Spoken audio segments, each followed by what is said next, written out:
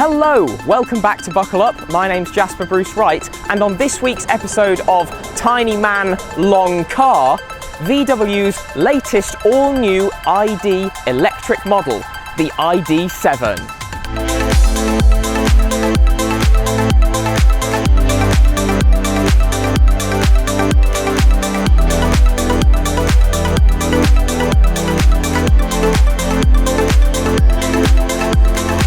Starting with styling at the front, surprise, surprise, you can tell that this is an ID model because it definitely looks like one. You've got the familiar white stripe across the front of the body, you've got your white VW badge, and you've got styling that is very reminiscent of the other ID products. So similar headlamp clusters, nice recesses in the bumper, quite a low section at the front which is gloss black plastic, some lumps and styling and some swooping lines. It is quite a swoopy car, this, and I think the ID styling has translated relatively well into this more saloon style form factor.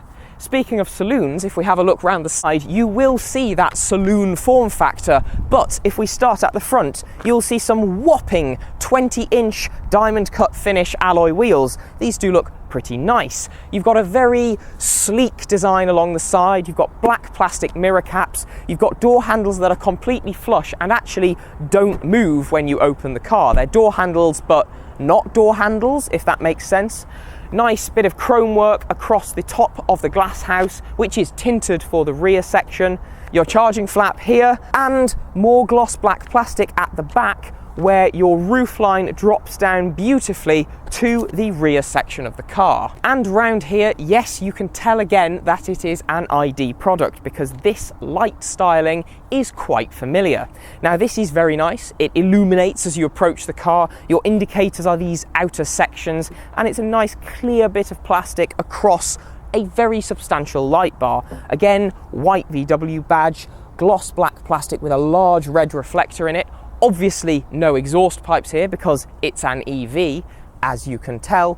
ID.7 script and quite a large bit of glass. And yes, it looks like a saloon, but it's actually a hatchback because, as we know, all cars are hatchbacks. If we open this boot, you are greeted with a pretty impressive load space, which is 532 litres in this form, or if you fold those seats down, 1,586 litres of space, both of which are pretty good figures. It's a very flat load floor. The lip is basically non-existent. It's a really good height, even for somebody as short as I am. You've got a substantial false floor with space underneath for your 7.5 kilowatt charging cable and your 3-pin 3 kilowatt charging cable. Underneath that false floor, there's another boot floor. Down here you have your subwoofer, high-vis jacket and alloy wheel key and tow eye. Inside the boot, you have levers to fold down the rear seats, and you've also got a couple of tie-down points and carrier bag hooks, so a pretty practical rear load space. Let's see what the rear seats themselves are like. So these back seats are remarkably impressive. There is a massive amount of space back here. Now for reference, I am 5'7.5", or about 173 centimetres, and I am sitting behind my own driving position, so it does look like I've got, you know, you could play a football game in the space I have between my knees and the back of this seat. But even if I were taller, I would still be pretty comfortable in the knee room department back here. Now, because this is a sleek and swoopy car, your headroom is a little bit limited, but certainly I have no problem sitting back here. And if you were a little bit taller, you could just scoot your bum forwards a little bit and slouch slightly and still be ridiculously comfortable. Practicality is also excellent. I've got several pockets in the back of each seat, so you could stick a mobile phone up here if you wanted to. There is an armrest in the centre with 3 cup holders in it, and you've also got through loading, so if you're going on a skiing holiday, you can put your skis through here, no problem. The door bins are large, they are felt lined, which is very premium, and you could get a large bottle of water in here. Down here, I've got 2 USB Type-C charge ports, and I've got some rear climate controls and rear heated seats available just down here, which is very nice. Harman Kardon speakers, and all of the materials back here are gorgeous. The interior quality in this is phenomenal, especially given it's in the back. So soft touch at the top of the door cards. I really like these door handles, and you've got some lovely ambient lighting integrated into the door cards as well. The seats are phenomenally comfortable. I've got lovely blue piping and some fantastic kind of Alcantara style material that's perforated, and they are really cosseting. So there's a bit of side support for these rear seats, which is excellent to see. And yeah, back here for a long journey, I would be so comfortable. Let's see what it's like up front. Up here in the front, surprise, surprise, the material quality is just as good as it was in the back. Lovely soft touch all the way around the top, dashboard's great, blue piping across it, and these seats are brilliant. Lovely side bolstering, and they also massage you. And interestingly, these seats recently won some kind of award from quite a prestigious German back specialist group who commended their massaging abilities, so they should make long journeys a bit of a breeze and less tedious than they otherwise would be. In terms of practicality, you've got a half-sized glove box because for some reason there's a load of fuses and electronics hidden behind that side of it. You've got a large center console, which is very nice, has a roll top cover, and the front half of this has a wireless charging pad in it, and the back half has two cup holders. I've got a split folding armrest here, which is quite deep and has a small adjustable little cubby inside it, so you can store quite a few items in the center console of this car. And then I've got the same felt-lined door pockets on the front here, which are very large, get a decent sized water bottle in there. You also have a large space underneath this center console, so you could drop some belongings down there, maybe an umbrella or something, depending on the weather. In terms of technology, this car is quite futuristic, and when I say that, what I actually mean is that basically all of the controls are in this screen in the center. You have a tiny instrument cluster for the driver. It's literally kind of that big, and what you actually have is a honking massive heads-up display, but I'll talk a bit more about that when I drive it. This screen is pretty responsive, the graphics are really crisp, and it's relatively easy to navigate your way around. The climate controls all sit in a bar at the bottom of it, so they are permanently accessible, and you've also got shortcut buttons underneath, which are capacitive sliders for your temperature and your volume. So there are some elements of physical controls, but they are still not buttons. The only actual button you have in terms of something to press to use a car function is your hazard light switch, which is down here.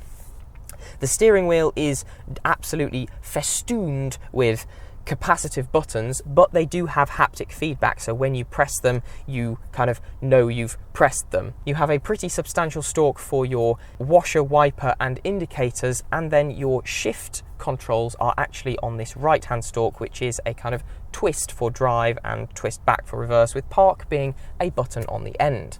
Above me I've got a fantastic panoramic sunroof, which is actually chromatically controlled, so if I want to open it in inverted commas, I can swipe my finger forwards and it brightens up, and if I swipe my finger back it darkens. So you have adjustability there, but you don't actually have a large cover for it.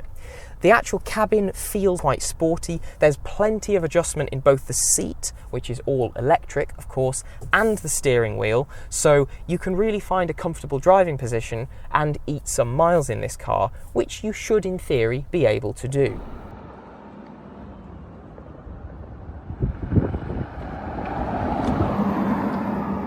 This car is a single motor, rear-wheel drive setup with 286 PS and 545 Newton meters of torque, which are both pretty good figures. And that power and torque is enough to take this car from 0 to 62 miles an hour in 6.5 seconds. So it's not exactly a slouch. And despite that power, the WLTP range of this vehicle is 383 miles. Now obviously I'm not doing a range test today, so I don't know if that will be representative in the real world, the fact you've got over 540 Newton meters of torque certainly makes this car feel pretty sprightly. It picks up incredibly well when you put your foot down, and the power is delivered in a very smooth surge as opposed to an outright kick. Unless you really stamp your foot down, and then it is a proper woomph of power.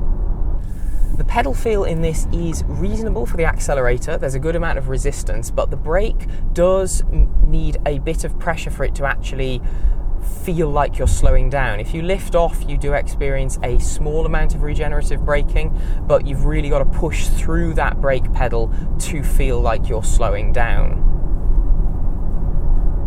The heads-up display in this is fantastic. It's really large. It shows you a good amount of information about what the car can detect using its safety systems, your speed, the current speed limit, and how efficiently you're driving. If you have the navigation system active as well, you get your instructions there as well as in this central screen. The seating position is fantastically comfortable, and there's a lot of adjustability, which is really handy. The seat goes quite low and quite high, and it's all electronically adjustable. And I've just turned on that massage function, and I am enjoying it. It's a proper massage. You will not get restless if you're doing a long journey in this car. It picks up really well. Obviously, you've got 286 PS and 545 Newton meters of torque, so I'd be surprised if it didn't pick up well. But yeah, it really does feel quite nippy, very powerful. But one thing you are quite aware of in this car is its length, because it is just a shade under 5 meters long. So yeah, it's a long vehicle. Your wheelbase is long. You've therefore got to be a little bit mindful when it comes to tighter spaces, and parking this in car parks will be a little bit more difficult due to it being kind of longer than the average UK parking space. Visibility is pretty good. Forwards is excellent. You do feel quite cocooned in the car, but that's no bad thing. The wing mirrors are also really good, and despite it being quite a sleek coupe style, the rear windscreen is acceptable. Even if you have the headrests up and passengers there, you can still see a little bit between the headrests. This car is incredibly comfortable. The suspension is so well damped, it just absolutely soaks up bumps and imperfections in the road.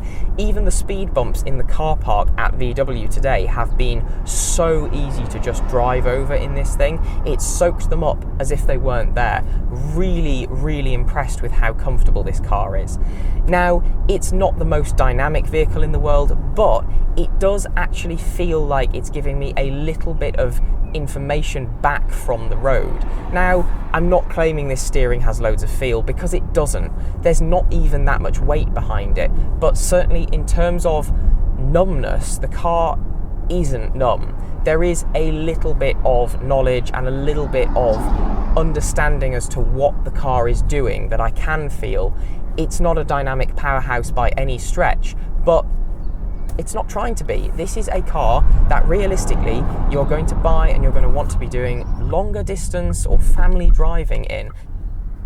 I guess what they're trying to do with having to work the brake pedal is that you're trying to eke out as much efficiency as possible from regenerative braking before the friction brakes actually start being used. These massaging seats are absolutely fantastic as well.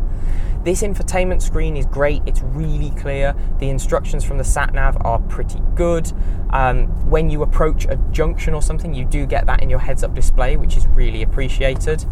And the technology in this car just feels a little bit more modern and a little bit more usable than some of the other ID products. Now, yes, you've still got those slightly irritating capacitive buttons on the steering wheel, but if you're not brushing them, they're okay. But yeah, I'd rather these were all proper buttons. It would be a lot easier to use. On the whole, it drives very well. There's nothing really to shout about, but there's nothing really to complain about. And I'll take that, because it's a very good, competent and capable all-rounder.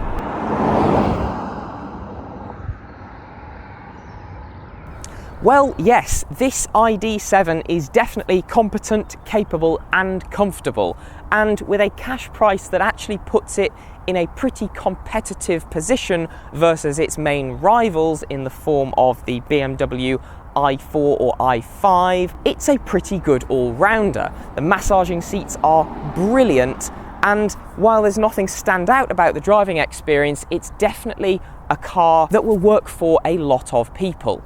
If you have enjoyed today's video, please do let us know by liking, commenting and subscribing to the Buckle Up YouTube channel. All of the ways you can support us are linked in the description down below, including channel memberships directly here on YouTube or our spread shop for some lovely, lovely merchandise. Thank you very much for watching. Bye.